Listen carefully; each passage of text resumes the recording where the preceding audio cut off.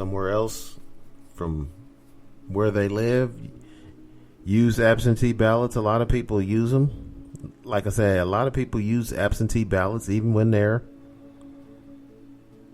at home because they don't, they might be working on the election is usually on a Tuesday.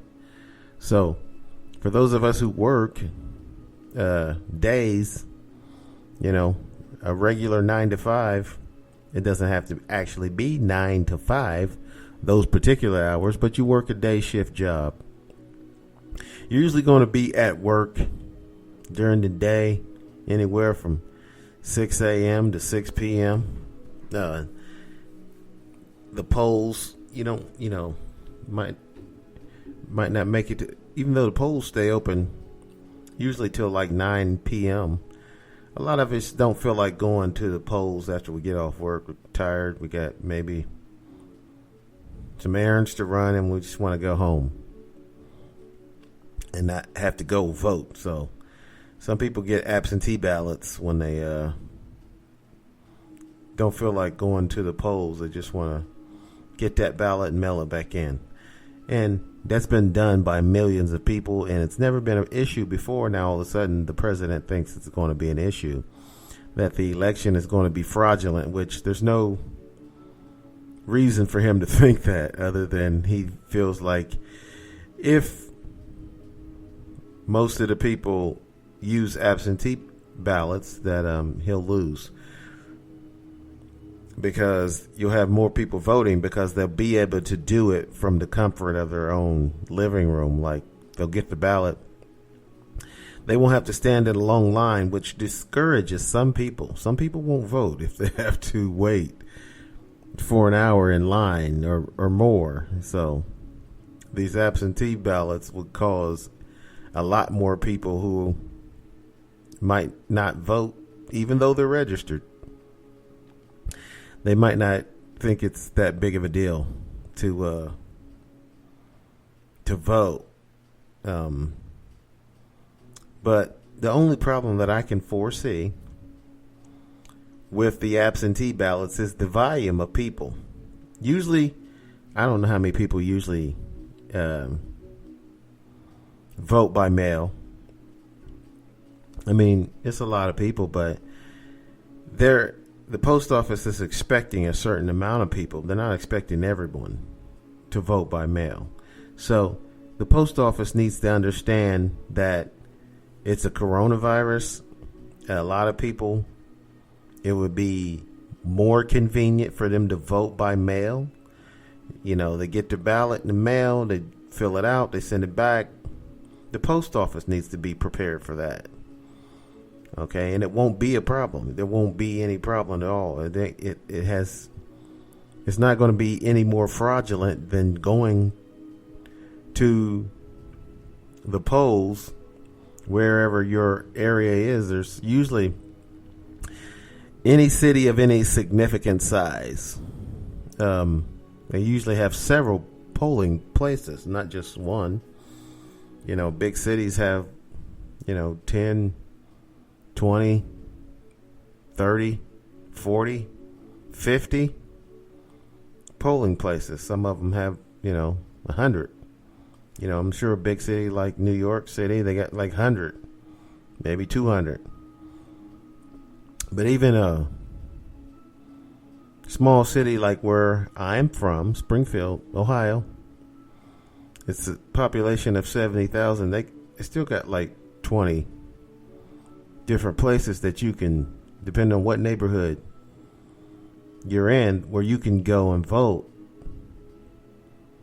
But like I said, a lot of people have used absentee ballots, which is the same thing as a mail-in ballot. It's no different. They will mail the ballot to you, you fill it out, and you mail it back. It's not fraudulent. It has nothing to do with fraud. There's just one person, and then, you send it back. It's one person, one vote. Even if someone else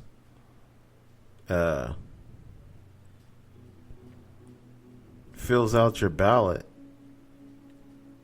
if you're registered, only one person can fill out a ballot in your name. So to say this is going to be fraudulent because it's mail-in is nonsense. If anything, it might be delayed because the post office needs to understand the volume of people who would much rather mail in ballots than to go have to wait in line somewhere, and who might not have time to do so. You know, some people are busy and they can't be standing in line for 2 hours. At least they don't want to. I'm guessing some people will do it. We've had some people stand in line for 2 hours to vote in primaries. So some people are more than willing to do it. Some are not. So absentee balloting. The president, for whatever reasons, made a distinction between mail-in ballots and absentee ballots, which are the same thing. The same thing. You don't have to necessarily be absent from your hometown to get an absentee ballot or a mail-in ballot, because it's the same thing. It's the same ballot coming from the same place in an envelope, which you do the same thing and you mail it back. That's all the same. They just call it an absentee ballot because you're telling them, well, I was planning on being out of town that day, so I need to go ahead and get my ballot and then mail it in. I do believe they mail it to you early too. Like, if I'm not mistaken, it's been many years since I've cast an absentee ballot, but I do believe they mailed it to me a day ahead of time. So, early vote. And I sent it in the same day. Like, they mailed it to me a day before the election, and I sent it in. I filled it out and sent it back. I put it back in the mail. But as long as the post office is ready for the volume of people that will be using the mail-in vote instead of physically going to one of the polling places in the city.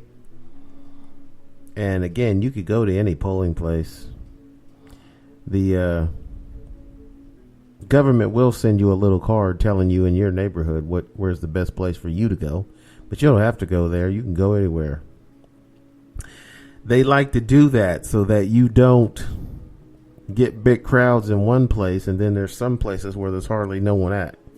They like to spread it out. So that is the reason. So the election is coming up very soon. The president wants to delay the election. Already he's starting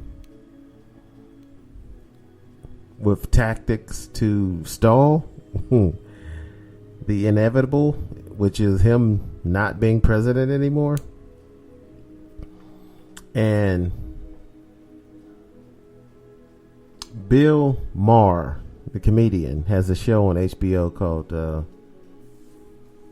Real Time, I think it's called. I don't even know why it slipped my mind what his show is called, because I actually like the show. Real Time. I'm pretty sure. He used to have a show called Politically Incorrect, which is basically a very similar show, talking about politics. But anyway, Bill Maher's been saying for months that what if the president doesn't leave office? What do we do then? What if he decides, I'm not going to leave because I don't respect the results of the election? And I don't think I've heard anybody tell Bill Maher that it doesn't matter if the president doesn't leave the White House. He cannot not leave office. I mean, once a new president is declared, then the service, the Army, Navy, Air Force, Marines, they're no longer under his command. They're under the new president's command. See, they give the vote. It happens in November, and actually on November 3rd, the same night, usually we get the results. So we'll know who the new president will be the same night, usually. Now, this COVID is throwing a monkey wrench in the program. We might not find out the results until the next morning because of all the mail-in ballots that we're going to have. Might delay the results, but we may have the results the same night. If we get enough votes that they still can determine that even with all the mail-in ballots that hasn't been counted yet, that we still have enough ballots in to determine that one candidate is getting the electoral college votes over the other candidate, they still might be able to determine the winner of the election. Therefore, if the president loses the election, he will no longer be commander-in-chief. So it doesn't matter if he says, I'm not leaving the White House because I don't respect the results of the election. You're no longer commander-in-chief, and they can really just tell him, you got to go. But usually the president doesn't have to go for 2 months anyway. The election will be in November. The president doesn't actually leave. They're not scheduled to actually leave the White House until December, the last day, like November 1st. The new president is supposed to move into the White House. So if the current president loses the election, he's supposed to be packing up his stuff. Packing his stuff up and getting out of there. So the first thing you know, old Jed's a millionaire. The kinfolk said, Jed, move away from here. Said California is the place you ought to be, so he loaded up the truck and he moved to Beverly. But in this case, the president is going to load up the truck and move to Florida. At least that's what he said he was going to do. He's from New York, and it seems that the people in New York don't really like him anymore. He's had a lot of problems with the locals in New York. They don't respect him as a businessman. He's under investigation. And it seems as though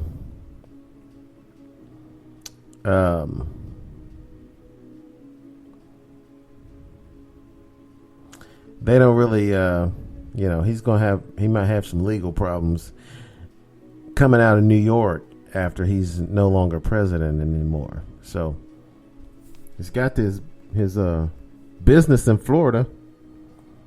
So maybe he'll just, move to Florida and then just have a bunch of lawyers fight the government for the rest of his life. I guess. I don't know. But to answer Bill Maher's question, what if the president decides not to leave? Well, if a new president is declared, it doesn't matter if he says I don't respect the results. You're no longer recognized as the commander-in-chief, so the military is no longer under his authority. So, they could really kick him out of the White House by December 30th or 31st. Is there 31 days in December? So that's the answer, Mr. Maher.